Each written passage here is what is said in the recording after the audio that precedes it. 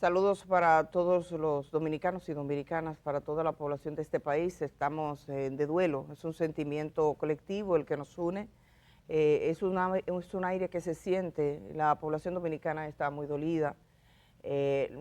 Puede que no sea una familia directa, ninguno de los fallecidos, pero casi todos conocemos a alguien que perdió a alguien. Pero además siempre tenemos esa capacidad, y que nunca la perdamos, de ponernos en el lugar del otro.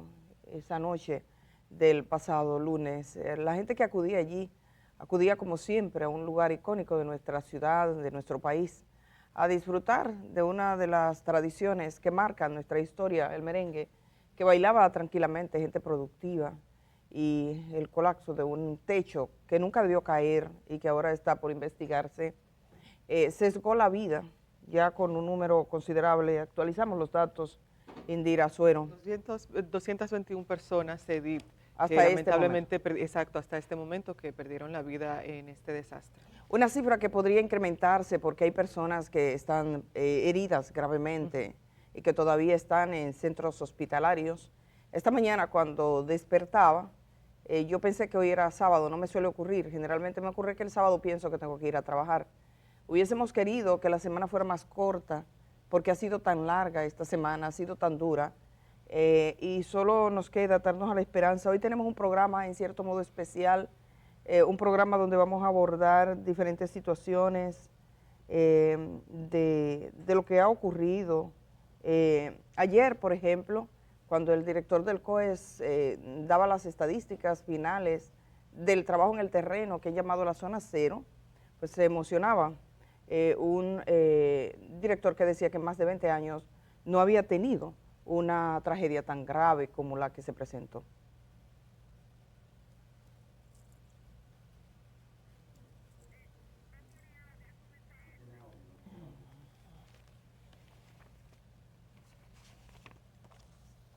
Los 221 personas tenemos hasta este momento. Gracias, mi Dios, porque hoy concluimos con la tarea más difícil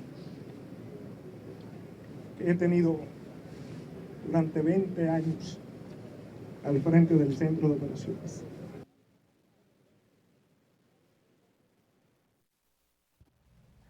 Esta es la sensación que tiene mucha gente. He visto gente que se ha acercado a los periodistas diciendo que necesitan ayuda, también las unidades de asistencia colectiva ahora en términos de asistencia psicológica, los trabajos, pero es necesario este duelo también. Hay que pasarlo y una buena parte de la población lo está pasando. Ayer, Indira, acudíamos también al cementerio. Hay que decir que ayer se realizaban varios funerales. Hoy, por ejemplo, también el funeral del hijo de Eduardo Estrella, un joven que fallecía junto a su esposa, recién casados, será hoy. Estos son los nombres conocidos, pero hay tantas familias. Yo veía una madre que perdió 2 hijas, las únicas 2 hijas que tenía, una señora mayor, es decir, yo perdí a mis 2 hijas, mis hijas eran mi todo, y mis hijas eran gente buena. Vi una familia que perdieron a 7 miembros de su familia. Vi 2 médicos que perdieron a sus esposas. Hay gente que todavía no sabe dónde están los suyos porque están desaparecidos. En una búsqueda que concluía, ya no con camillas, sino en cajas pequeñas, terminó la búsqueda del día de ayer. Ese terreno queda vacío. Hay mucha gente también con ideas de lo que se podría hacer. Algunos de los momentos lo vamos a estar participando de modo libre en este momento. También hemos apelado hoy mucho a las redes sociales para compartir lo que siente la gente, qué es lo que está diciendo. Aquí tenemos a la Presidencia de la República que tiene un comunicado oficial, porque el duelo en República Dominicana se extiende un poco más y todos lo sentimos necesario. Lo ocurrido en Jet Set nos ha dejado sin aliento, nos duele, nos aflige, nos une en el desconcierto y en la tristeza. Hoy terminaron los trabajos de búsqueda, rescate y recuperación de víctimas de acuerdo al protocolo internacionalmente establecido para la gestión de este tipo de emergencias. Las brigadas que trabajaron descansarán por primera vez y comenzarán a compartir con nosotros la tristeza colectiva. Agradecemos su profesionalismo y entrega ante la tragedia. Por ellos, hoy, todas las familias afectadas. Por supuesto que es un agradecimiento colectivo a todas las personas que han participado, a los médicos, al personal sanitario, Así es. a todas los voluntarios. Muchos de los miembros de la Defensa Civil trabajan como voluntarios, a los miembros de las unidades de rescate, a los agentes policiales. Debo decir que las imágenes de la tragedia, las primeras imágenes, los primeros en llegar fueron policías que lograron asistir a algunas personas. La policía es próxima, siempre hay una patrulla y tenemos imágenes que no hemos mostrado por respeto a las familias. Ha sido una jornada muy dura. Muchas provincias han perdido algunos de los suyos, nos han llamado. San Cristóbal está particularmente dolida, el Distrito Nacional, Atomayor, Baní, Higüey. Imagina, Edith, 221 personas De de este diferentes país lugares. que es pequeño, de diferentes lugares, que se acercaron ahí a disfrutar la vida en la noche del lunes 7 de abril. Yo escuchaba, por ejemplo, al general Méndez del Centro de Operaciones de Emergencias, ahora cuando él se quebraba frente a las cámaras, y yo estuve en el momento en que él mencionó la cifra de 218 y no imagino cómo él y los demás rescatistas se sintieron a lo largo de toda esta jornada cuando ellos empezaron, que incluso recuerdo que empezaba el listado de fallecidos el día martes, cuando nos fuimos nosotros de la zona de desastre, ya culminaba el día, terminaba en 18. Y esa cifra de por sí era una cifra mayúscula que representaba lo que se alcanzaba a ver de esta tragedia. Y cuando, a medida de que pasan las horas, de que pasan los días, de que aumenta esa cifra, imaginemos nosotros el dolor que sentían estos rescatistas y todo el personal que estaba ahí, pero también el dolor que sentían los familiares, allegados, de gente que esperaba que algún tipo de buena noticia se diera, pero conforme pasaban las horas, por supuesto que uno iba perdiendo las esperanzas. Y al momento en que, lo digo porque en el momento en que el general mencionó 218 a todos los miembros de la prensa que estábamos ahí, el impacto fue colectivo, nos quedamos todos, incluso hubo algunas expresiones de parte de los miembros de la prensa, bocas abiertas, ojos, todos estábamos bien sorprendidos porque no esperábamos, ese número de 218 no se esperaba, y entonces imaginen ustedes el dolor del general Méndez y todos los presentes al anunciar ya esta cifra 221, sabiendo que las labores de rescate de víctimas vivientes finalizaba. Esto ha sido una tragedia que nos deja marcados de una manera muy cruel, muy dura, y lo menciono porque nosotros a lo largo de estos años, al menos en la historia reciente de República Dominicana, tuvimos varios desastres. Recuerdo a un San Cristóbal en el que prácticamente toda República Dominicana se dolía y también se conmovía con esto que pasaba. Recuerdo las inundaciones de estos noviembres fatídicos que pasaron en años consecutivos y donde también varias personas perdieron la vida. Por igual están estos casos de derrumbes, lo que sucedía en La Victoria, incluso que cubrimos aquí desde el programa El Día, y así estos casos que nos dolían obviamente, pero esto supera todo lo que pensábamos nosotros, tanto como Estado, como sociedad civil, como periodistas incluso. Yo me pongo a pensar en estos medios de comunicación que estaban ahí durante todo estos 3 días de tanta angustia, de tanta incertidumbre. Recuerdo una periodista también que se acercó a mí y lloraba porque ella me decía, yo no he cubierto algo de esta magnitud, y solo le decía a mi esposo, me dijo esta colega, solo le dije a mi esposo el primer día cuando regresé a mi casa por breves momentos que me abrazara, porque yo me di cuenta de lo frágil que es la vida y también el trabajo que uno hace. Vi a varios colegas de la prensa que estaban bastante agotados, gente que amaneció ahí, que se le veía ese cansancio, pero uno tiene que ejercer una labor y es muy importante también esta labor, lo menciono, en medio de tanta desinformación, de tanto irrespeto incluso a las víctimas que vimos a través de las redes sociales con la difusión de imágenes que nos hacen sentir avergonzados de ese tipo de acciones.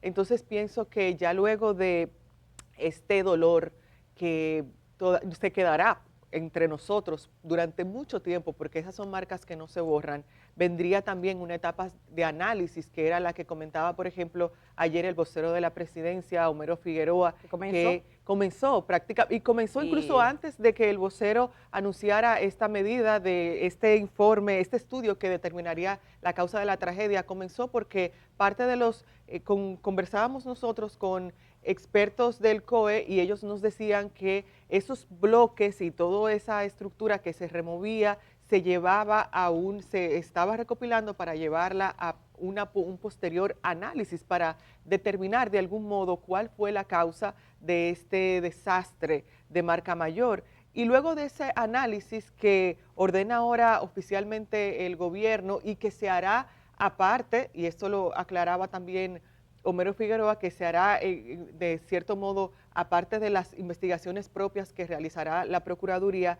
viene también una etapa de reflexión.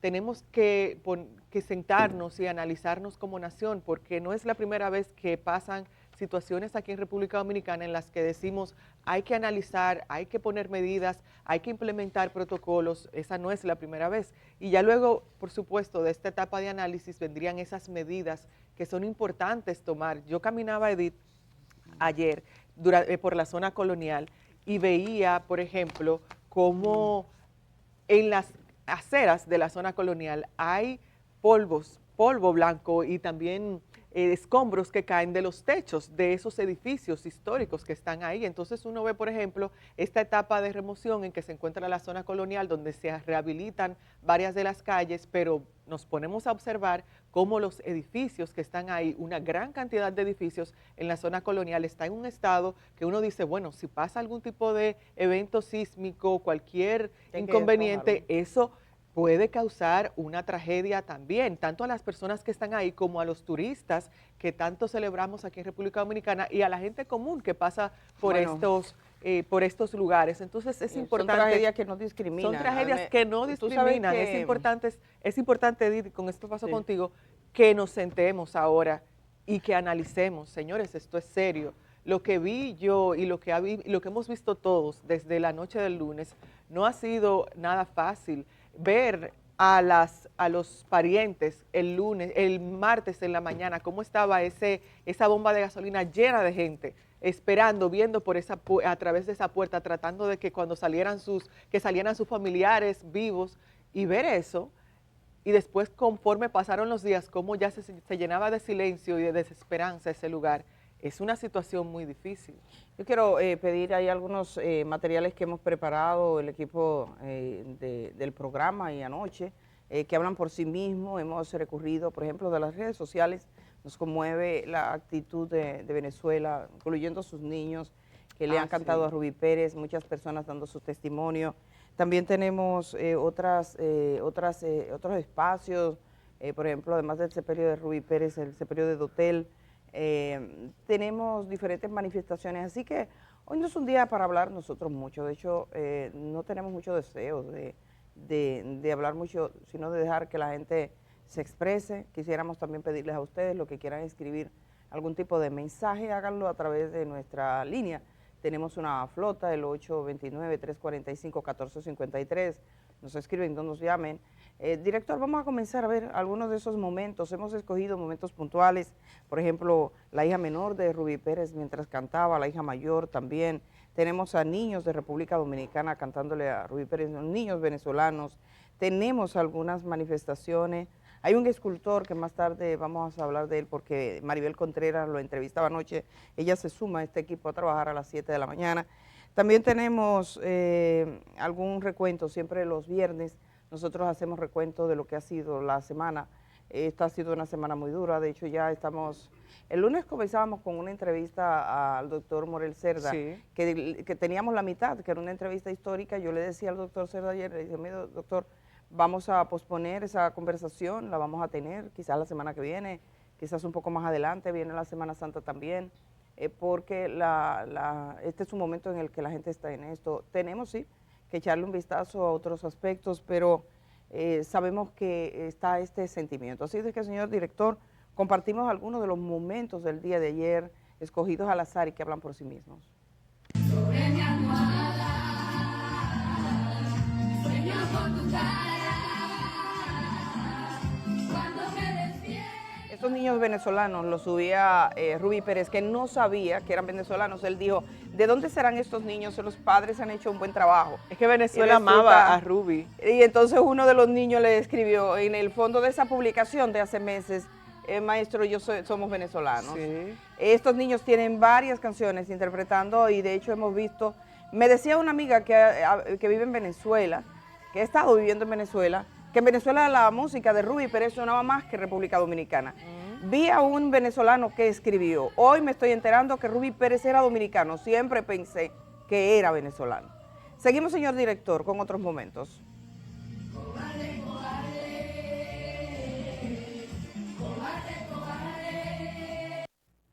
Y fui buscando tus besos, otros besos, otras manos, otro lecho. Y me sentí vagabundo, otro mundo, ser extraño. Una niña que escogía, esto lo hemos visto mucho, están llenas las redes de niños que toman las canciones de Rubí Pérez y la cantan y se graban ellos mismos. En este caso creo que esta niña es dominicana, me parece, pero la mayoría, sin duda, de Venezuela. Miramos otros momentos.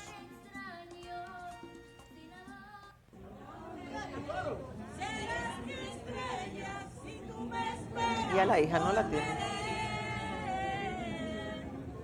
Fue un privilegio tu amor. Inmediatamente, sin yo hablar. Bueno, yo voy a decir algo de él para... Oye, se fue Yara. Para merecérmelo. ¿Qué, igual? Sí, él... Una parada, tu amor ya no es nada. ¿Qué le voy a hacer? Sobreviviré. Canción cuando mi papá vivía en Nueva York, buscando el sustento de su familia. Papi siempre me llamaba, él con una guitarra del otro lado, y yo detrás del teléfono cantando.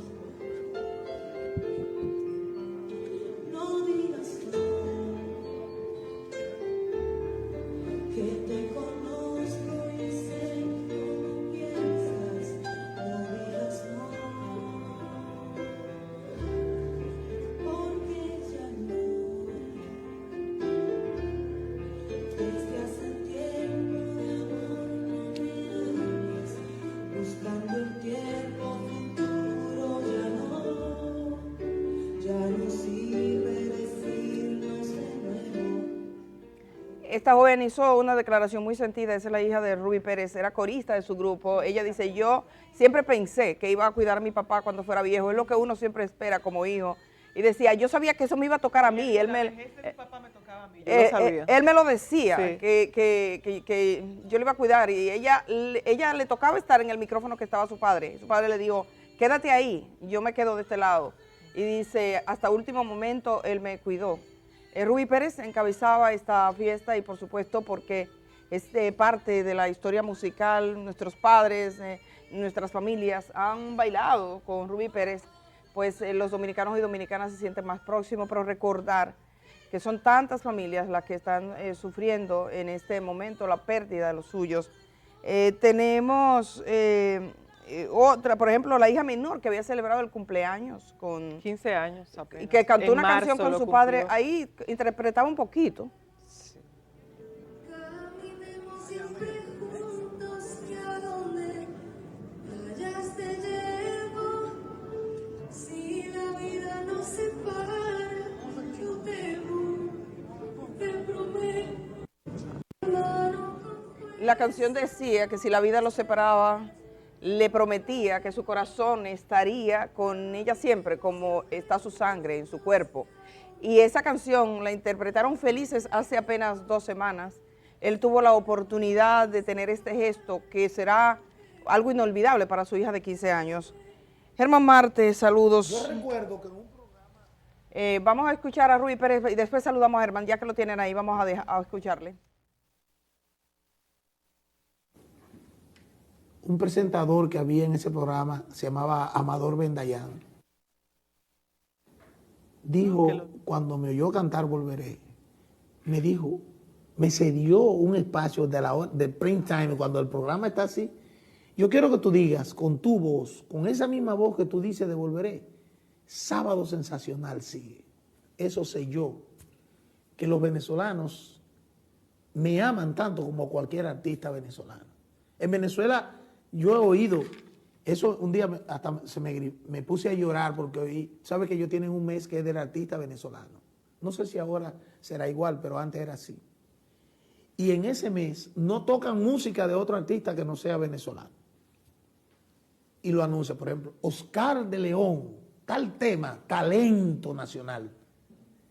Y cuando yo oí Rubí Pérez, Volveré, talento nacional, yo digo, Dios mío, en una emisora en Caracas, yo oí eso. Y entonces de ahí en adelante yo dije, el pueblo de Venezuela va a tener mi corazón para toda la vida. Y así se va a quedar. Yo me autodefino como dominico venezolano. Está clarísimo que él se sentía venezolano. De hecho, le sacaban con la bandera de Venezuela. Exacto. Venezuela está de duelo como República Dominicana. Cuando entramos, prácticamente todo lo de Rubí está, todos los periodistas, los que tienen contenidos en las redes, la gente entrando. Porque en una de sus últimas fiestas él dijo, si tú no me quieres, me voy para Venezuela a comer cachapa y a comer arepa. Eso se ha distribuido en toda Venezuela, pero además hablaba de provincias específicas que él conocía. Entonces, cada provincia toma lo suyo, cada región está tomando las referencias de él a Venezuela esa noche. Por eso no es de extrañar que el grupo fuera de los dominicanos más afectado sea el venezolano. Muchos venezolanos estaban ahí. Cada vez se ha incrementado la cifra de venezolanos fallecidos, porque ellos iban donde quiera que estaba Rubí Pérez cantando. Germán Marte te saludaba. Este es un día duro, es un día en el que continúa el duelo para todos los ciudadanos de este país. Sí, hoy, como tantas veces, me gustaría decir, como dijo Jules Fusic, un revolucionario, cuando fue llevado a la horca, en un libro que escribió desde la cárcel, Reportaje al pie del patíbulo, él dice ahí, que la tristeza nunca sea unida a mi nombre. Uno quisiera decir a eso, pero ¿y cómo? ¿Y cómo? Anoche no podía dormir y escuchaba a lo lejos, ese Volveré, y entonces lo que me daba más y más tristeza. Entonces recordaba a Miguel Hernández y su elegía, Ramón Sijé, cuando dice, no perdono a la muerte enamorada, no perdono a la vida desatenta, no perdono a la tierra ni a la nada. Yo creo que el pueblo dominicano sintió esta muerte, mira, son 220 y nuestro abrazo solidario a todos, son vidas que se pierden, pero no sé por qué, hubo un desborde, bueno, sé por qué, pero hubo un desborde de expresión de cariño, de afecto a Rubí Pérez. Ojalá podamos, yo sé que sí, pasar pronto esta página, porque igual que nosotros, ayer yo mandé un video, no sé si lo pusieron, de cómo en el pueblo, en Esperanza, me mandaba Jesús Díaz, en Esperanza, Valverde Mao, prendiendo velas, todos los negocios cerrados, todo, es como un luto nacional, verdaderamente un luto nacional. Sí, y además en la magnitud... Es un sentimiento popular y en la magnitud verdadero, de auténtico. tú sabes, son demasiadas familias. Sí. Estamos hablando y enfocamos a Rubí Pérez, que era la estrella de la noche, que todos de alguna manera, porque yo vi una señora que fue de Gualey, y ella estaba llorando, le pregunta a la periodista, ¿usted tiene familia aquí? Ella dijo, no, yo no tengo una familia directa, pero yo sentía a Rubí como mi familia, entonces que cante en sus casas. Y dijo, yo he venido aquí para hacer lo que sea, para que me digan qué puedo hacer. Pero quiero dejarles ahora, nos vamos a ir a la pausa. Hay una nota que se llama Despiden, que es la despedida a Octavio Dotel en el día de ayer, que también hará sido al Jet Set. Un poquito más adelante vamos a hablar con Maribel Contreras, que conoce toda esa estructura, porque ahí iban todos muchos ciudadanos, la gente que quería bailar merengue, quería bailar tranquilo, porque en el jet set hay una situación. y Un es ambiente que, casi familiar ahí se daba. Sí, por ejemplo, no se permitían juca. Entonces, una No, persona era mayor tradicional, va era- a un Era muy sitio, tradicional ahora- porque era merengue, Ahora tú vas a básicamente. cualquier sitio y la humareda no te deja. De repente, y te llenan de humo, una juca. Entonces tú no puedes estar tranquilo. O una gente con una pistola al cinto. Entonces, la gente se reunía y tenía como su regla. Aquí juca cero. Y entonces, y eso fue haciendo con el tiempo también que muchos profesionales, se sentían tranquilos, se sentían a gusto, era un ambiente muy familiar. Maribel está en mejor condición que yo de hablar de esto porque Maribel ha trabajado mucho toda la vida artística, por eso le hemos invitado, conoce. Ayer salimos un momento y también la gente en la calle le pregunta a uno a ver qué le parece. Esto es una conversación en todos los restaurantes donde se reúne gente dominicana en este momento, esa es la conversación. O sea, todo el mundo quiere saber algo más. Y hay temas que evidentemente vamos a tener que tocar. Pero no hay dudas de que la alegría de Octavio Dotel era contagiante, era un hombre muy feliz, o sea, que donde llegaba cantando, tenía una mesa fija. Debo decir que el dueño también tenía una mesa fija. Sí, el dueño tenía una mesa que fija. él no estuvo esa noche ahí porque estaba de viaje, Por pero pura sí, y si casualidad. está ahí, en la mesa donde se sentaban, la mesa VIP, la mesa que estaba próxima a la tarima, todos murieron ahí. O sea, esa es la mesa, la persona que estaba más próximo ahí van muchos peloteros. Hay peloteros que están diciendo, yo no estaba ahí esa noche por casualidad.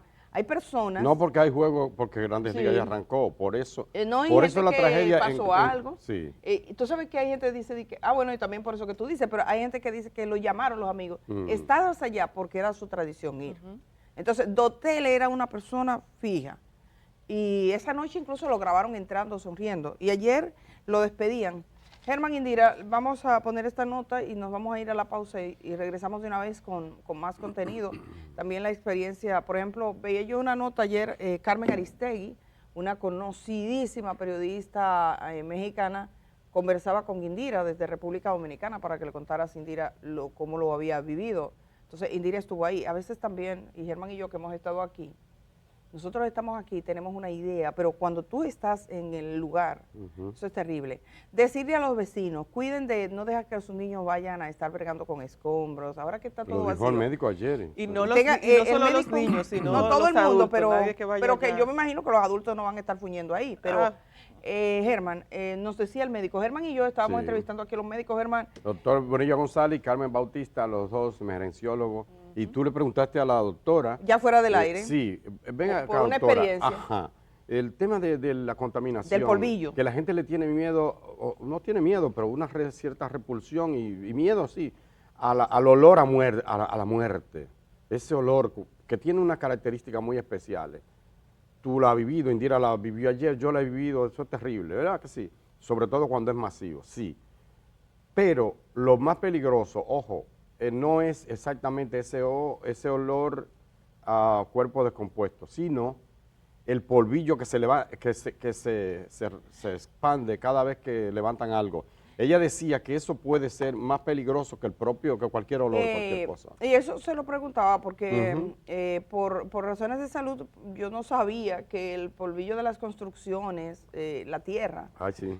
tiene un riesgo cuando están haciendo construcciones, puede existir hongos, por ejemplo, las casas, las estructuras antiguas. Entonces la gente aspira a eso y eso puede tener consecuencias. La gente en ese momento no se da cuenta. Yo vi a una periodista que dijo, aquí hay un polvillo muy fuerte, ella con su cara desnuda, y ella estaba respirando eso. Y realmente uno de los términos del desastre es la escena donde ocurren los desastres. Algún personal se ve afectado y no lo sabe a largo plazo. Ajá. Y por ejemplo, un hongo contraído de esta manera es una enfermedad Puede bastante ser grave. altamente peligroso. Sí, se lo digo. No, el porque médico lo dijo, tiene- los dos lo dijeron. Los dos lo dijeron, Dijeron. tiene unas implicaciones muy graves.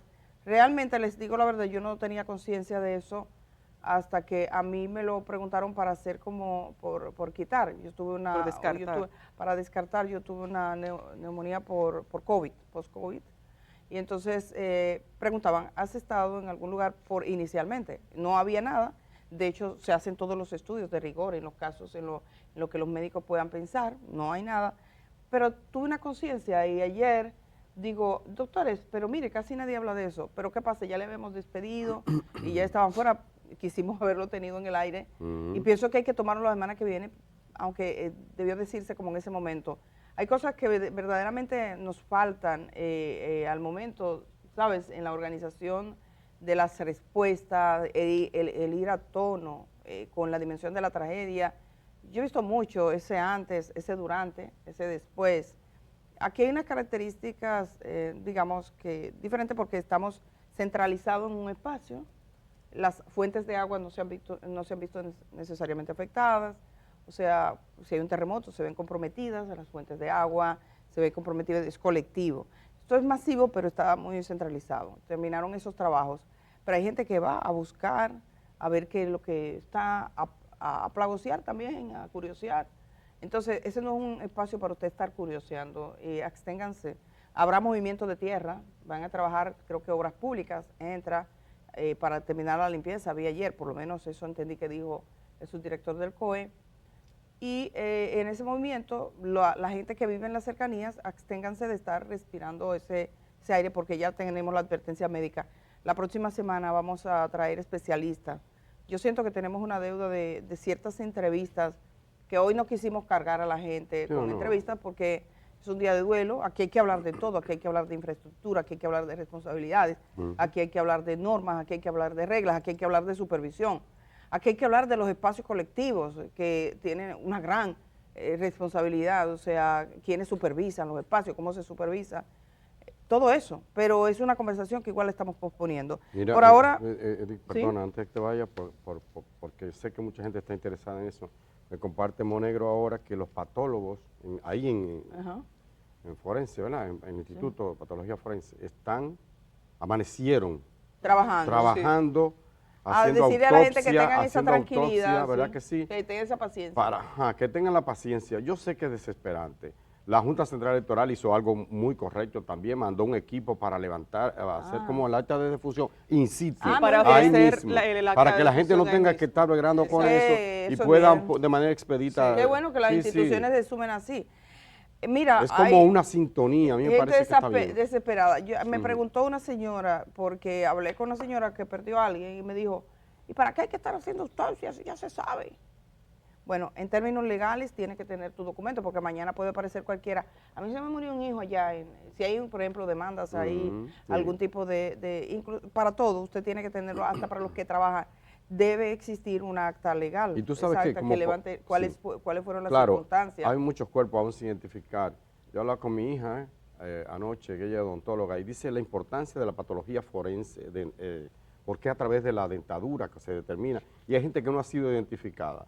Y ojo, también, Edith, Indira, a los más jóvenes que salen, que se sienten en libertad, y bueno, yo salí y no tienen que informarle a nadie, suponen, ahora a uno que es papá, dice, wow, si el hijo supiera la importancia que tiene para el padre, para el abuelo, para la esposa, para el esposo, que salió, porque salió, claro que tiene libertad de salir, pero ¿qué cuesta decir, voy a compartir con los amigos y creo que vamos a ir a Yesé o estar, porque no tengo evidencia de que en este caso se haya producido, pero usted sabe lo doloroso que es que tú, bueno, te acostaste temprano, que tú no sepas. Y tu hijo... Y al otro día, por la radio, por no sé dónde, es que tú te enteres. Hay que hacer una cultura de conciencia. Y de conciencia también. Sí, pero y que no implica... Yo tenía una amiga, perdóname, yo tenía una amiga que trabaja en un organismo de Naciones Unidas, ella no es de aquí. Y yo un día voy a su casa y le digo, ven acá, ¿y eso que tú tienes ahí? ¿Qué es eso? En la nevera ella tenía todos los contactos a los que había que llamar en caso que a ella le pasara algo. Porque ella vivía sola. Claro, ella vivía sola, entonces decía, está fulana de tal cosa, los diferentes contactos de aquí de República Dominicana. ¿Tú sabes que hay gente que el otro día que estuvimos aquí con alguien que nos dijo que es una cosa que tú no lo piensas, por ejemplo, tú tienes tarjetas, tú tienes cuentas bancarias y entonces tú no tienes nada organizado porque uno piensa como que es eterna la vida, ¿verdad? Sí. Riáquiti, vino un día, te moriste. Entonces los hijos tienen que comenzar a investigar. Sí es verdad que nos decían que, por ejemplo, si alguien fallece, tú puedes ir a Prousuario de la superintendencia de bancos, tú solicitas que te den, y eso pero tiene que demostrar el vínculo, y te dan todos los productos financieros de las personas. Pero alguien tuyo tiene que saber las cosas, entonces hay gente que organiza. Yo vi, nos contaba aquí una persona que estuvo que su padre, el padre de una joven, de una familia que falleció joven, un hombre que estaba bien, pero que él había dejado organizado todo, hizo un fondo, él era un hombre con recursos, ¿no? Hizo un fondo para estudiar, para que los hijos estudiaran, todo estaba estructurado, y tú dices, bueno, a veces la gente no estructura nada, y la muerte puede sorprender de esa manera. Y mira, tú tenías algo Sí, antes sobre de... el comentario de Germán de la Junta Central Electoral, importante decirle a la gente que además de las actas de defunción que se instaló una unidad de la Junta Central Electoral ahí en patología, también habrá facilidad para la impresión de duplicados de cédulas a quienes lo necesiten, porque usted tiene que presentar algún tipo de documentación para poder recuperar a su familiar. Entonces allá también se ofrecerán duplicados de cédulas o por igual, dice aquí, cualquier acta del estado civil que sea necesaria. Entonces, este es un servicio muy oportuno y muy necesario en medio de tanto dolor, de tanta confusión que ofrezca la Junta Central Electoral a nuestros ciudadanos que se ven envueltos lamentablemente en esta tragedia. La gente del JETSE no ha estado dando información amplia porque, según lo que tengo entendido, porque contacté a ver qué posibilidad había de tener más información, ellos estaban esperando esta parte de las autoridades, simplemente emitieron el comunicado de duelo, emitieron el video que ustedes han visto y que ha circulado profusamente. Pero esto tiene muchas aristas y yo me imagino que habrá un momento en que ellos respondan diferentes tipos de preguntas. Pero en Jetsted también trabajaba gente, o sea, habían trabajadores, estaban los meseros, los que estaban vendiendo hielo, gente generalmente que gana un salario mínimo, el de seguridad, la gente de seguridad, la gente que estaba dentro, las personas que limpian y todo eso. Entonces, esas personas estaban cumpliendo una labor de trabajo.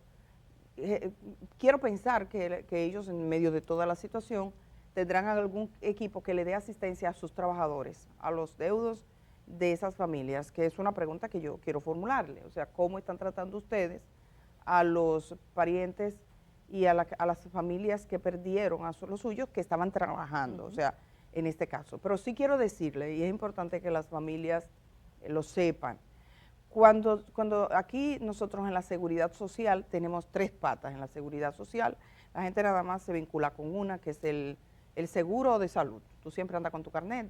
No, yo tengo seguro, el seguro de salud, porque es el que vas a enfermo, vas a una clínica. Pero también tienes el fondo de pensiones, que uno sabe que hay un fondo de pensiones, pero como no pensamos cómo en cobrarlo, no tenemos esa tradición, lo dejas ahí. Pero sí tenemos una AFP. Ocurre que en las AFP hay una situación grave. Yo digo grave para nosotros. La gente se muere y los deudos no reclaman el dinero. O sea, usted entra y usted pone lista de fallecidos AFP República Dominicana. Usted va a encontrar que toda la AFP y la DIDA tienen un listado grande de gente que ha fallecido y la familia no reclama, la gente no sabe. Entonces, ese es un proceso. Estás en la AFP, que tienes en la AFP y eso le toca. Pero está la otra tercera pata, que es riesgos en el trabajo. Riesgos laborales se llamaba antes, ahora IDOPRIL, la institución que verifica eso. ¿Qué implicación tiene? Que si usted va para su trabajo y le pasa algo, responde. Si usted viene de su trabajo, responde y usted está en su trabajo. Eso es bien relevante porque si en el trabajo le pasa a una persona, aquí resbala y se cae subiendo una escalera, no tiene que pagar diferencia de atención porque lo cubre IDOPRIL. O sea, la atención, de hecho, si necesita ayuda especializada, aunque no esté en la cobertura de la ARS, IDOPRIL tiene que pagarlo, usted tiene que recibirlo. Pero nosotros tenemos asociado a esos seguros de vida. Entonces, la gente no tiene información. Yo quisiera pensar que en esta situación, sobre todo para ese grupo de empleados, que no debe de ser grande, la DIDA, por ejemplo, elabore un sistema, se reúnan con las familias de esas personas y que sepan cuáles son los derechos que tienen. Otra cosa ya estará por verse qué tipo de seguros tenían, porque esas son conversaciones posteriores. Mientras tanto estamos mirando, sí, el tema de la tragedia. Vi una declaración, nos gustaría hablar un poquito de eso también, vi una declaración de de Sergio Vargas, que dice que la última vez que estuvo ahí cantando, él se quedó entre los últimos, porque el artista, la gente va a tirarse fotografía y se quedó entre los últimos, y que vio a los trabajadores barriendo. Hay una imagen también de los trabajadores barriendo escombros, como un polvo y una piedra y una cosa.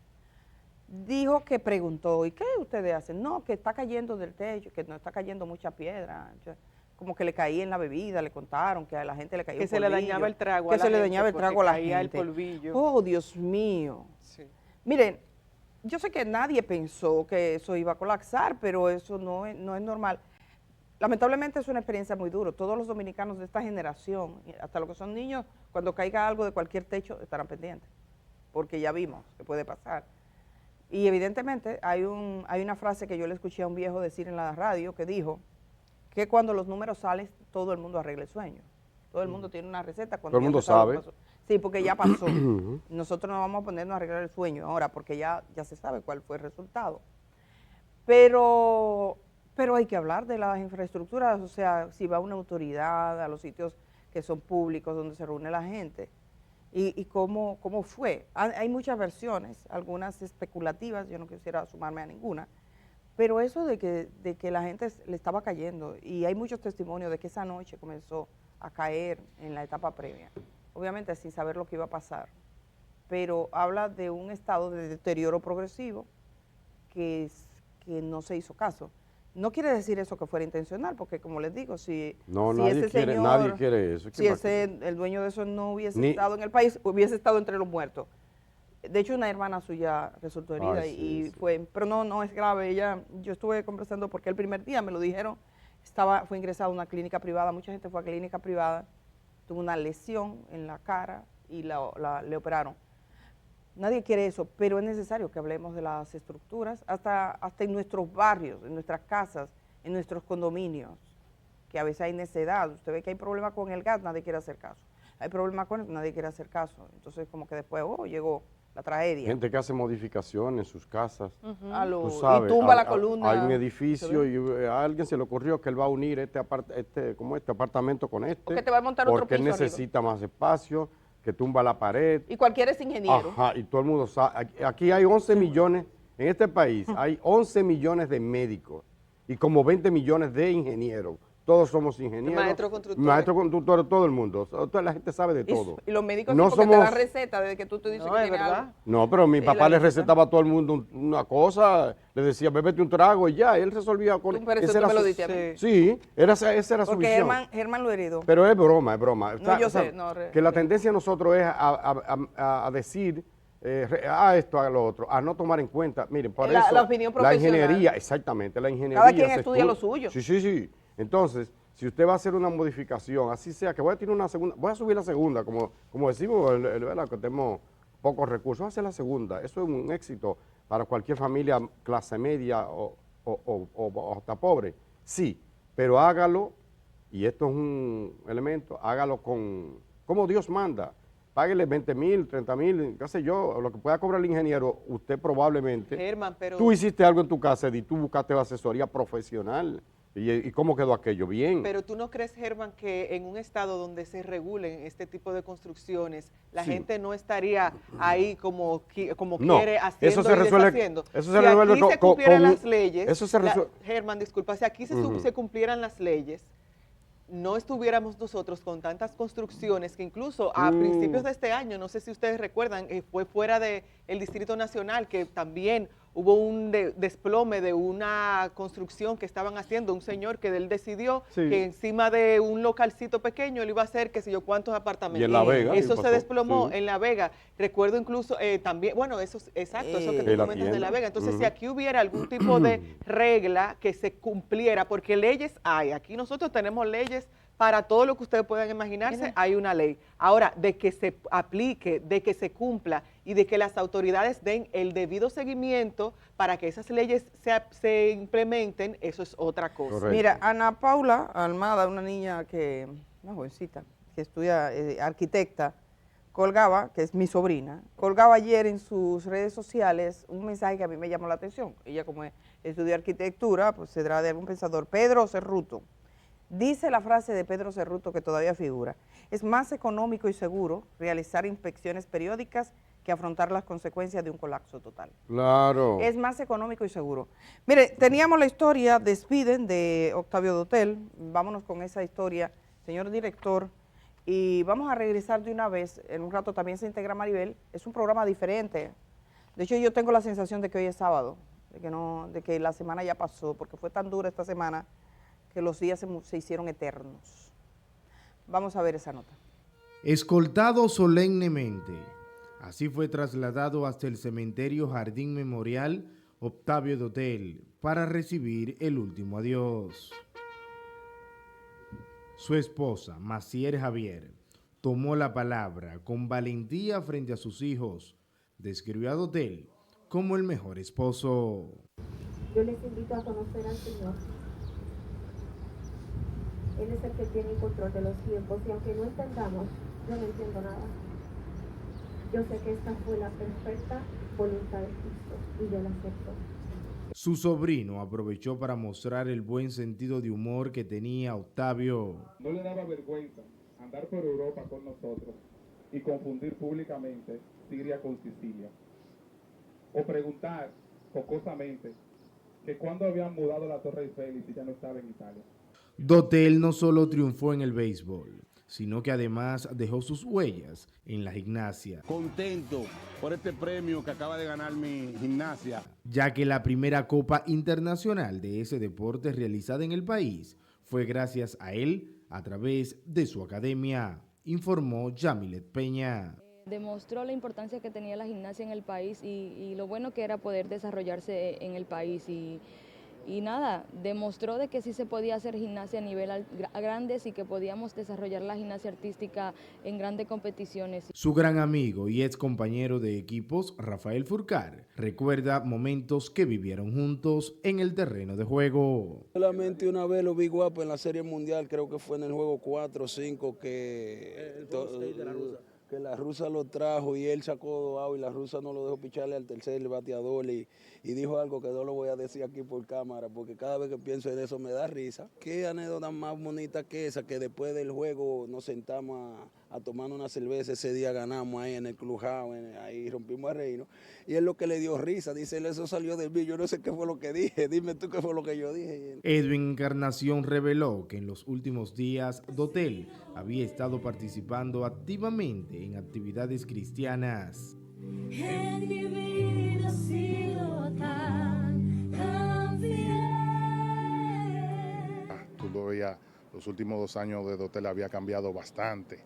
Ya Dotel no era un hombre que tú lo veías en la calle, se había retirado de todo a la calle, salía porque es normal, pero era un hombre diferente, buscaba de Dios, un tipo que se entregó. Hace 3 días de eso, antes había hecho un retiro y estaba en su iglesia. Y que de verdad yo creo que esta Semana Santa debe ser una Semana Santa de duelo. No creo que seamos capaces de estar, como dicen, en el teteo. Durante su sepelio recibió honores militares.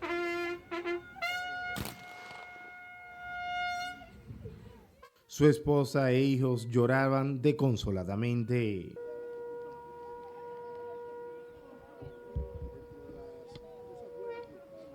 Octavio Dotel, lanzador de fuego y corazón valiente. Ahora su brazo descansa, pero su legado sigue rodando como una pelota eterna. Para Telenoticias, José Alberto Acosta.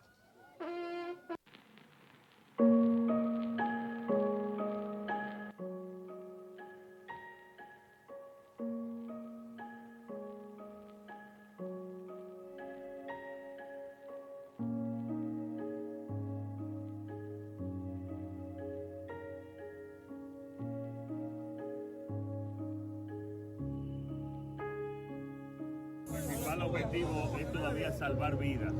Salvar vidas, que es lo que está haciendo.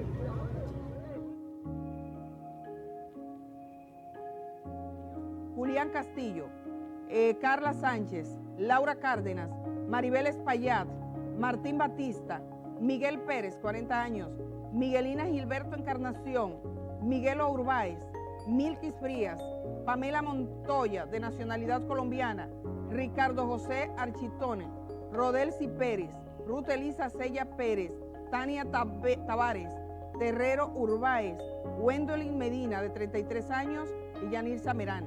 Estos son los nombres hasta el momento que tengo, luego lo vamos a leer de nuevo, de las personas, repito, que han sido trasladadas a centro hospitalario. Como a la 1:00 colapsó, o sea, de una forma inmediata, no dio tiempo a nada.